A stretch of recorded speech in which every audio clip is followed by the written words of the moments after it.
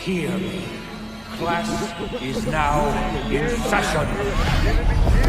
Please raise your hand if you have a question.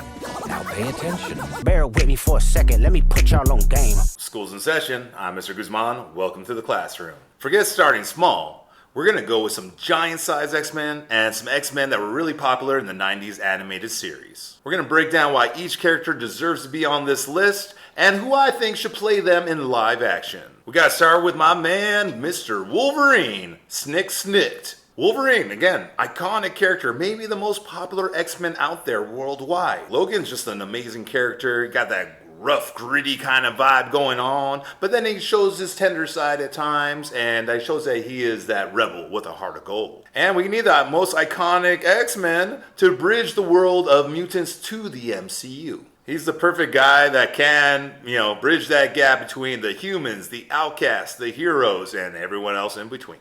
I mean, we could dive into his past, like Weapon X stories. He's like 100-some years old. We can go in the past. Maybe he's going to be fighting with Captain America in the 40s or something like this. This guy brings grit, emotion, and intensity. Everything the MCU needs for a grounded mutant lead. My casting pick is Taron Egerton, if I said that correctly. The guy from Rocket Man, the guy from Kingsman and all those kind of movies. I think this guy is the next guy. Have you seen that Tetris movie, man? He's down for some action as well. He has the physicality, the charisma, and the emotional depth to play Logan in live action. I really feel he's going to make this character his own, and it wouldn't be just a repeat of the Hugh Jackman Wolverine.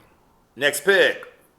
This is going to be the leader of this team. We got Storm Ororo Munroe. She's a leader in her own right. She's powerful, wise, and has the whole African weather goddess vibe going on too. And with that African goddess side, we can see a little bit more of those international storylines within the MCU. Yeah, at some point in the comics, she did marry T'Challa. She was the queen, I guess you could say, of Wakanda for a while. In other universes, she was the main leader for the X-Men, like in our universe, X-Men 97. Her and Cyclops, man, Team Blue, Team Gold, right? She represents empathy and leadership, and I think that will balance out Wolverine's aggression and grittiness. And Storm is just super powerful, man. I just love, the mistress of the elements. She'd be flying up, making it rain, thunder, lightning, all that stuff. Even in one universe, and a little bit in the What If series, she was even the goddess Thor. I think the person that needs to play Storm in the MCU is Cynthia Erivo from movies like Wicked. And Wicked for Good. Man, if you haven't seen Wicked yet, I haven't seen the second one yet, but the first one, if you haven't seen Wicked yet, check it out. That actress can do anything. And she's already flying up in the sky and doing all kinds of stuff and being a little bit of an outcast. I think Alphaba and Ororo, they got some things to talk about. Let's get them together. Let's do it. The next one I'm going to pick is Rogue, Anna Marie. Her struggle with power and isolation really make her, in my opinion, the most emotionally rich X-Men. She always got to deal with, she's in love with somebody. She can't even touch them. They can't even hold hands, let alone give a kiss and stuff. And she has to deal with that, even though she is one of the most powerful people out there. And her southern charm and her rebellious streak add personality and charm to the group. I personally would love to see them connect with the Captain Marvel storylines. If you didn't know, Rogue, originally in the comics, could steal your powers momentarily, right? She could steal it for a little while. In the comics, at one point, she got with Carol Danvers, was touching her for way too long, absorbed all her powers, and even going forward for the whole time, she has super strength, she could fly, and things like this. And then at that time, Carol Danvers wasn't as powerful for a minute. And also Rogue, man, she got, some siblings and stuff. She got connections with Mystique, connections with Nightcrawler. She's one that we need to be in here. My casting pick for Rogue is Sydney Sweeney. You might have seen Sydney Sweeney in movies like Madam Web and series like Euphoria. Sydney brings intensity and confidence, which I think would be a great, bold, more mature look at this character. You can't have Rogue without my next pick, which is Gambit, Remy LeBeau. I think Marvel already got this one right. Even though they turned down his movie so many times until we got to Deadpool and Wolverine. But Gambit should be played by Channing Tatum. He already showed in Deadpool and Wolverine. He got the style, he got the accent, he got the charm, he got the cards. He's doing it all. I really like Channing Tatum as Gambit. When he first said he was trying to be Gambit in the movies, I wasn't quite sold, to be quite honest. But after seeing Deadpool and Wolverine, I'm eating my words. Man, Channing, come on down. We need you to help out the MCU. You know how long I've been waiting for this? Woo, I'm about to make a name for myself here. An amazing character, one of my favorites from the comic books, is Psylocke, Elizabeth Braddock. Her mix of telepathy and martial arts makes her one of the most dynamic characters in the group. It's just really cool visually, like everything from her ninja styles to all the sonic things that come out of her head, and just a really cool character. And of course, if you don't know, she's tied to the Braddock family because she is a different person whose consciousness got put into a ninja lady, basically. That's oversimplifying it, but that's kind of what happened. So the person who's the brain, I guess you could say, or the mind inside of the body is Elizabeth Braddock. Her brother is Captain Britain. And they can get some Excalibur storylines, maybe get Lockheed, get some Kitty Pryde, and get everyone together.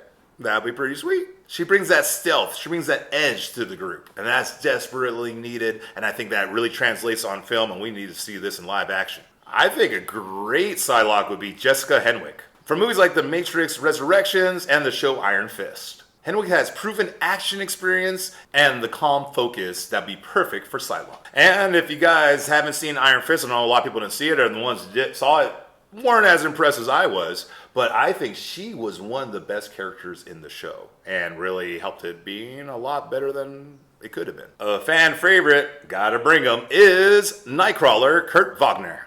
He's the heart and soul of the X-Men. He's hopeful, spiritual, and kind despite his appearance. His teleportation adds for amazing, stunning choreography in the movies.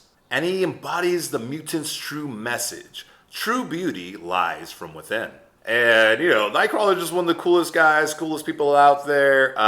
Has, again, ties to Rogue, ties to Mystique, and other people as well. I just really like his style. He's one of those mutants that can't change his appearance, so what you see is what you get. Again, we're in a world where people don't like mutants that much, and he has to be like, hey, I'm a spiritual, peaceful guy. Let's deal with this.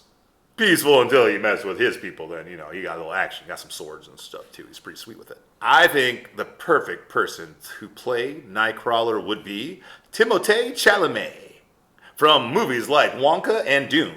Chalamet can bring Kurt's charm, sincerity, and quiet sadness to life. Yeah, this actor can stretch his different roles. I mean, look at Dune, look at Wonka, look at the Bob Dylan movie. Very different all the way around. I think he has the chops to play mon friend, Kurt Wagner. Mein friend? Mein friend.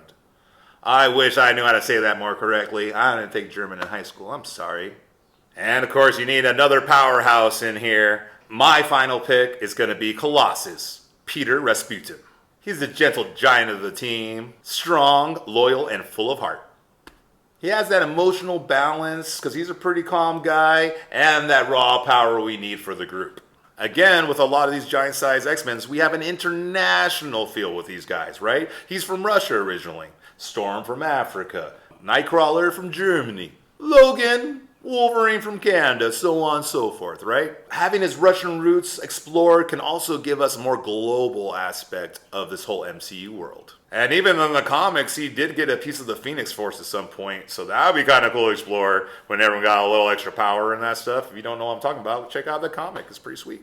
This is one I think is going to be a good actor for Mr. Colossus. I think we should choose Alexander Ludwig from series like Vikings and a movie like Bad Boys for Life. Ludwig's size and presence make him a natural fit to be Peter while still capturing his gentle side. Yeah, I think he could bring that good balance between action and true acting. And there you have it. The X-Men team that could launch the MCU's mutant era with power, diversity, and soul. This lineup captures everything that makes the X-Men legendary. Wolverine's grit, Storm's leadership, Rogue's heart, Gambit's swagger, Psylocke's focus, Nightcrawler's compassion, and Colossus's strength. Together, they stand for everything the X-Men have always stood for. Unity through difference. With the right cast, this could be Marvel's next best ensemble. A team that feels iconic, yet brand new. But now it's your turn. Who do you think is going to be the best X-Men to introduce in the MCU? Drop your dream team of X-Men into the comments and we'll chat a little bit about how awesome your list is and how awesome my list is. And this has been the Classroom with Mr. Guzman, and I will see you next period. When I went to school, I carried lunch in a bag with the apple for my teacher, cause I knew I'd get a kiss. Always got mad when the class was dismissed.